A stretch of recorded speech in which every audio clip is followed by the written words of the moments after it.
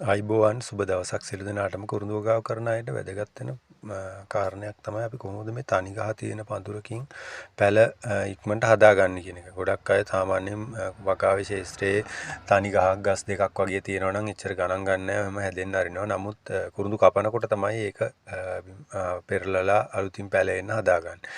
ඉතින් මම ඔයගොල්ලන්ට කියනවා සාමාන්‍යයෙන් ශාස්ත්‍රයේ අලුතින් හිටවපු පඳුරකත් ගහක් දෙකක් වගේ තියෙනවා නම් ඒකෙන් ඉක්මනින් පැල හදා ගන්න පුළුවන් ක්‍රමයක් තමයි අද කියන්නේ.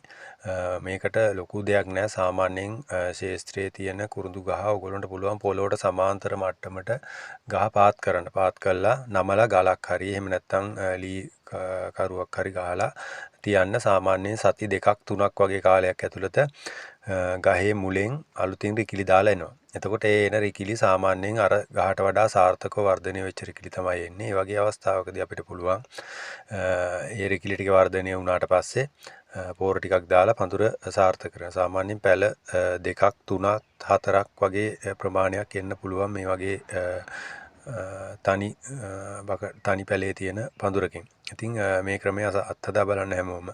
ඊට අමතරව මම ඔයගොල්ලන්ට අරගෙන එන්නම්. දැන් මම මේක මේ අද නැමලා මේ කරගත්තේ. ඒකේ සාර්ථකත්වයට ආපු පඳුරක වීඩියෝ එකක් මම ඔයගොල්ලන්ට ඊළඟ වීඩියෝ එකෙන් අරගෙන එන්නම්. ඒකත් බලන්න. ඔයගොල්ලන්ට පේනවා ඇති මේ වගේ කෙටි ක්‍රම භාවිතා කරලා ඔයගොල්ලන්ට පුළුවන් තමන්ගේ වගාවේ තියෙන කුරුඳු පඳුරු සාර්ථකව වර්ධනය කරගන්න. ඊට අමතරව පැල ප්‍රමාණය වැඩි කරගන්න. හැමෝටම සුබ දවසක් කියලා ප්‍රාර්ථනා කරනවා. ස්තුතියි.